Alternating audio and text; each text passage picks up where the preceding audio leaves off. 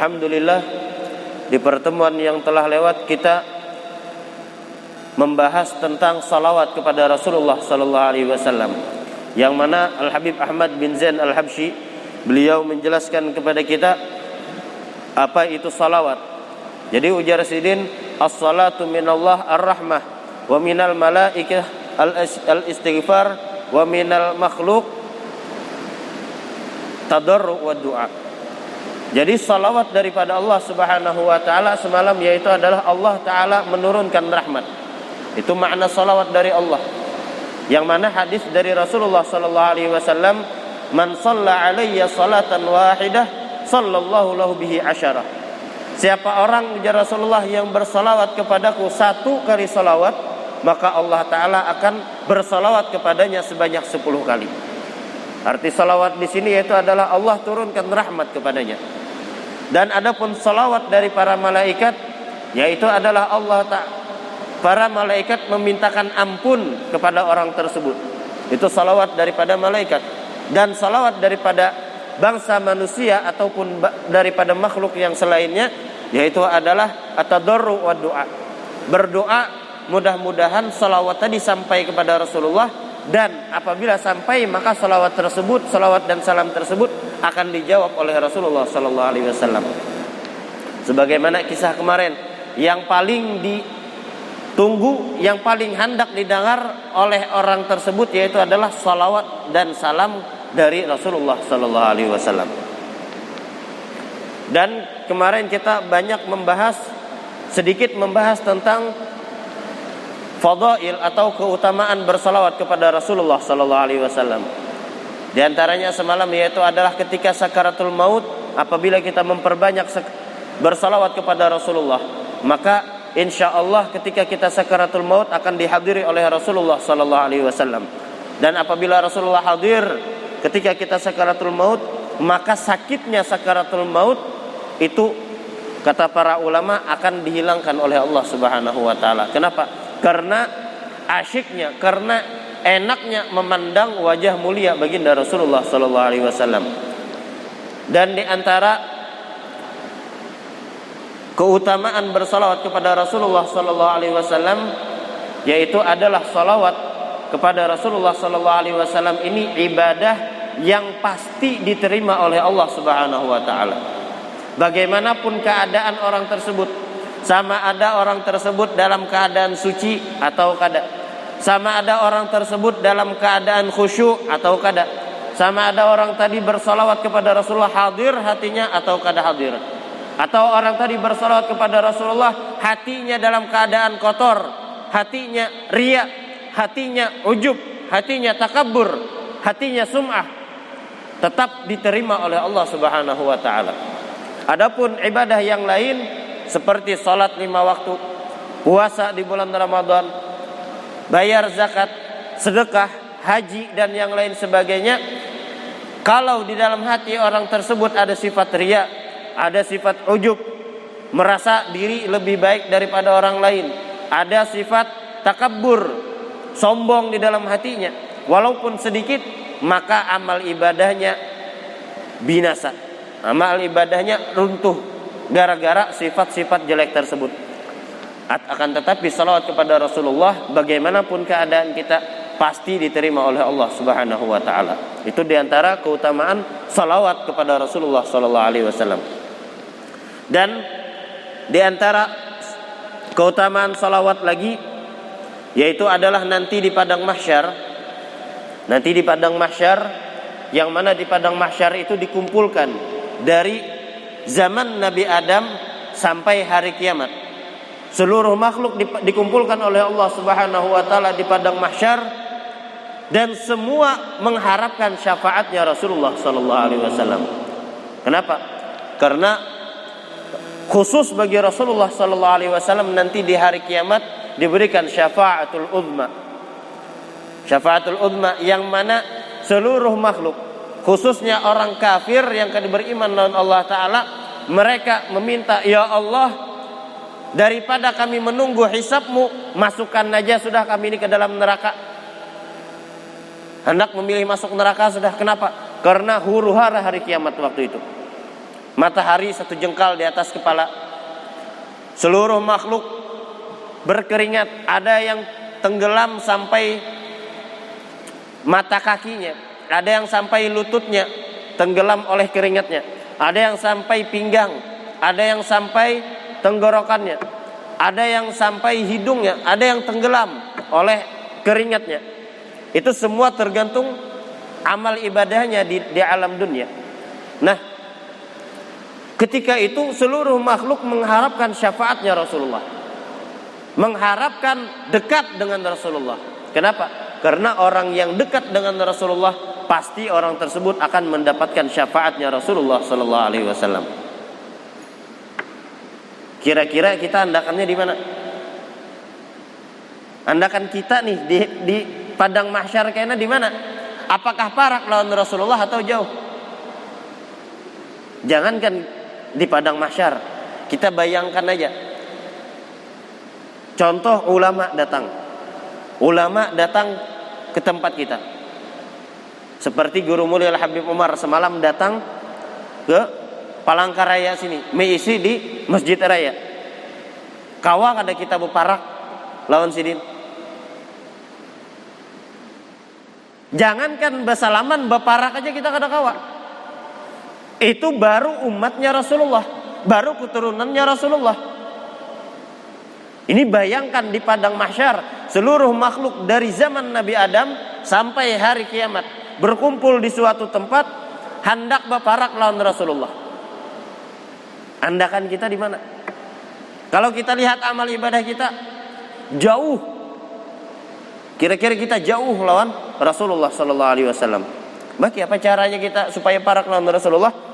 Ujar Rasulullah sallallahu alaihi wasallam menyebutkan di dalam hadis beliau. Beliau memberikan resep kepada kita. Ujar Rasulullah, aqrabukum alayya manzilatan yaumal qiyamah aktsarukum alayya salatan. Orang yang paling dekat nanti kedudukannya di sisiku di hari kiamat, yaitu adalah orang yang paling banyak bersalawat kepadaku. Itu adalah orang yang dekat kepada Rasulullah, yang akan berada di samping-samping Rasulullah. Karena itu perbanyak salawat kepada Rasulullah sallallahu alaihi wasallam. Mudah-mudahan kita semua diberikan taufik dan hidayah oleh Allah Subhanahu wa taala untuk memperbanyak salawat dan salam kita kepada Rasulullah sallallahu alaihi wasallam. Apalagi kalau kita mengucapkan salawat tersebut dengan rasa rindu, dengan rasa cinta kepada baginda Rasulullah sallallahu alaihi wasallam, maka insyaallah Rasulullah sallallahu alaihi wasallam akan hadir di alam mimpi kita, akan hadir di alam bangunnya kita. Khususnya Rasulullah akan hadir ketika kita sakaratul maut.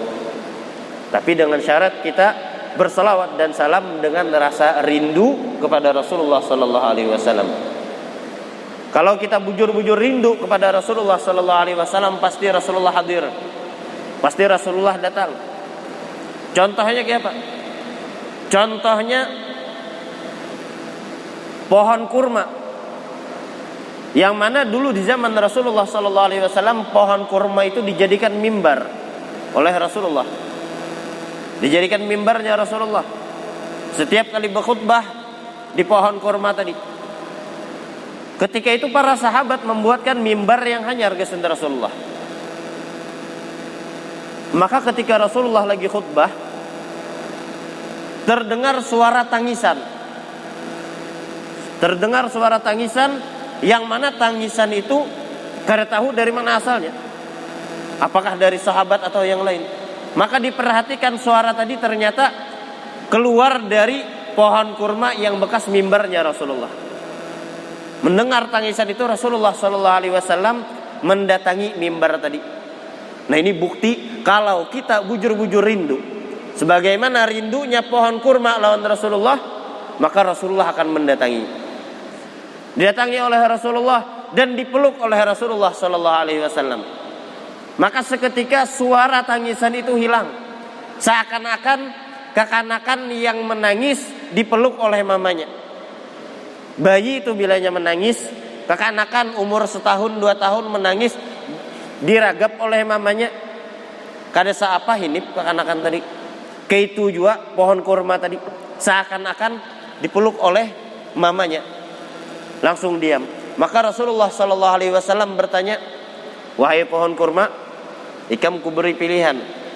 Ikam hendak bersama aku di alam dunia sini atau di surga? Amunnya hendak bersamaku di alam dunia, bebulik aku menjadikan ikam mimbar. Tapi kalau ikam memilih di surga, maka cukupakan tangisan ikam, karena kita di surga berkumpul." Maka ujar pohon kurma tadi, "Wahai Rasulullah, ulun memilih berkumpul lawan pian di alam surga." Kenapa? Karena alam akhirat kekal. Kalau di alam dunia, seberapa umur kita habis, sudah kada berkumpul lagi. Maka pohon kurma tadi memilih berkumpul dengan Rasulullah sallallahu alaihi wasallam di dalam surga. Maka ujar Rasulullah sallallahu alaihi wasallam, seandainya ujar Rasulullah pohon kurma itu kulihatakan aja kada diparaki, kada didatangi dan kada dipeluk oleh Rasulullah sallallahu alaihi wasallam, maka pohon kurma itu akan menangis sampai hari kiamat. Sampai hari kiamat akan terdengar suara tangisan di Masjid Nabawi. Tapi karena Rasulullah sallallahu alaihi wasallam memiliki rasa sifat kasih sayang kepada umatnya, jangankan kepada umatnya, kepada pohon yang kada berakal, bahasa kita, pohon kada berakal, tetap dirahmati oleh Rasulullah sallallahu alaihi wasallam. Nah, jadi besar daripada keutamaan salawat kepada Rasulullah sallallahu alaihi wasallam. Tsumma qala al-musannif rahimahullahu taala wa nafa'ana bihi wa bikum fid darin amin ila an qala wa sallallahu, dan salawat Allah dan rahmat Allah subhanahu wa ta'ala ala sayyidina Muhammadin, atas sayyidina. Sayyid di sini di dalam bahasa Arab ada 4 makna. Makna pertama yaitu adalah man sada fi qaumihi, orang yang memimpin di sebuah kaum, orang yang memimpin di sebuah perkumpulan.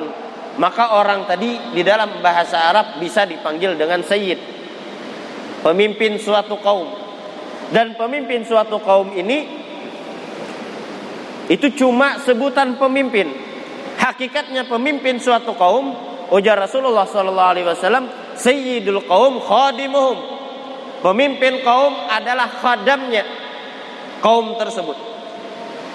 Jadi apa yang diperlukan oleh bawahannya, oleh kepemimpinannya, apa yang diperlukan oleh rakyatnya, maka pemimpin tadi yang melaksanakannya. Kenapa? Karena inya khadim. Hakikatnya pemimpin itu khadam. Kalau kita sekarang pemimpin yang menyuruh, pemimpin yang menunjuk, pemimpin yang ini. Padahal kalau bujur-bujur pemimpin adalah pemimpin yang melayani rakyat, pemimpin yang melayani bawahannya. Itu sayyid namanya. Makna kedua, man kasura sawaduhu ay jaishuhu au atba'uhu, yaitu adalah orang yang banyak memiliki pengikut. Itu dikatakan sayyid juga di dalam bahasa Arab. Yang ketiga, man tafazza'a ilaihi nas inda syada'id, yang mana orang tersebut adalah orang yang apabila ada permasalahan, maka orang yang kena masalah ini akan datang kepadanya, akan datang kepada orang tadi. Ba'adu masalahnya, ulun ada masalah ini. Siapa jalan keluarnya? Minta jalan keluar. Sebagaimana orang-orang dulu apabila ada permasalahan, maka mereka mendatangi guru-guru mereka. Mereka mendatangi ulama-ulama yang ada di tempat mereka. Kalau kita sekarang wallahu a'lam, ada masalah mungkin ditulis di status Facebook, di status WhatsApp, diumumkan di YouTube, dan yang lain sebagainya. Kalau orang dulu ada masalah, datang kepada Habib Fulan, kepada Wali Fulan, kepada Guru Fulan. Datang guru, siapa guru? Ini ulun ada hendak musyawarah lawan pian. Musyawarah apa? Musyawarah ulun hendak ini. Ulun hendak itu. Kira-kira siapa bagus kada? Jadi musyawarah kepada ulama-ulama setempat. Nah, orang yang kembali kepadanya permasalahan, maka orang tersebut dikatakan sayyid dalam bahasa Arab. Yang keempat, sayyid dalam bahasa Arab memiliki makna al-halim, orang yang lambat marah. Al-halim ini adalah orang yang kawainya sarik cuma ditahaninya. Itu halim. Wal kadhiminal ghaidha wal 'afina 'anil nas. Orang-orang yang kadhim ini yaitu adalah orang yang menahan rasa sariknya. Kawainya sarik, kawainya melawan, cuma inya ditahaninya. Dihina di hadapan orang. Disambati di hadapan orang banyak. Supan ngelola, cuma inya kawa menahani. Difitnah dan yang lain sebagainya, kawa inya sabar. Maka orang tersebut dalam bahasa Arab dikatakan sayyid. Apalagi semua sifat ini pemimpin suatu kaum yang mana banyak memiliki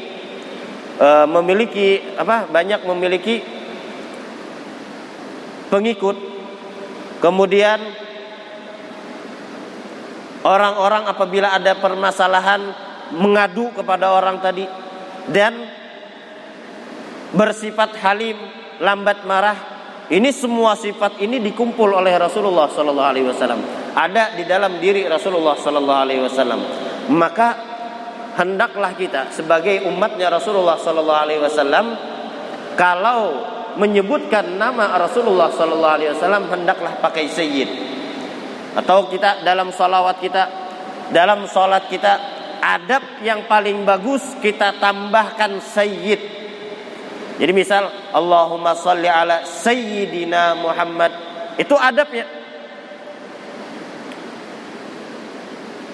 Kadang sekarang ada orang yang mengatakan kada usah pakai sayyid ujarnya, itu bid'ah. Bid'ah ujarnya menyambat Rasulullah pakai sayyid, bersalawat Allahumma sholli ala sayyidina Muhammad, bid'ah. Memang dia apa? Ujarnya langsung aja Allahumma sholli ala Muhammad atau sallallahu ala Muhammad. Kada usah pakai sayyid. Hadisnya ujarnya la tusayyiduni, jangan kalian panggil aku dengan sayyid. Itu hadis ghairu sahih. Disebutkan dalam kitab Ghayatul Muna sini, hadzal hadis ghairu sahih. Itu hadis bukan hadis yang sahih. Hadis bukan sahih, bisa hadis itu hadis hasan, bisa hadis itu hadis dhaif atau hadis yang lainnya. Itu bukan hadis yang sahih, yang tapi kawa diperpegangi. Maka karena itu kita sebagai umatnya Rasulullah sallallahu alaihi wasallam hendaknya ketika bersalawat kepada Rasulullah sallallahu alaihi wasallam kita tambahkan sayyid.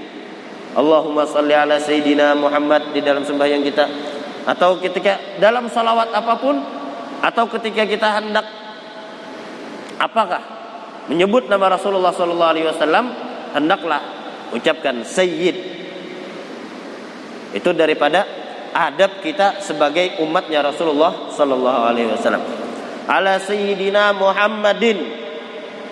Kemudian di sini beliau menyebutkan nama Rasulullah sallallahu alaihi wasallam adalah Muhammad. Muhammad ini adalah nama Rasulullah sallallahu alaihi wasallam di alam dunia. Adapun nama Rasulullah yang terkenal di langit yaitu adalah Ahmad. Dan Muhammad ini diberikan oleh kakek beliau ketika Rasulullah dilahirkan, maka kakek beliau yang bernama yang dipanggil dengan Abdul Muttalib atau nama aslinya adalah Syaibatul Hamad. Beliau memberikan nama kepada cucunya dengan nama Muhammad. Muhammad di dalam ilmu sharaf yaitu adalah isim maf'ul yang mana terkumpul kepada orang tersebut sifat-sifat yang terpuji. Karena itu dinamakan Muhammad.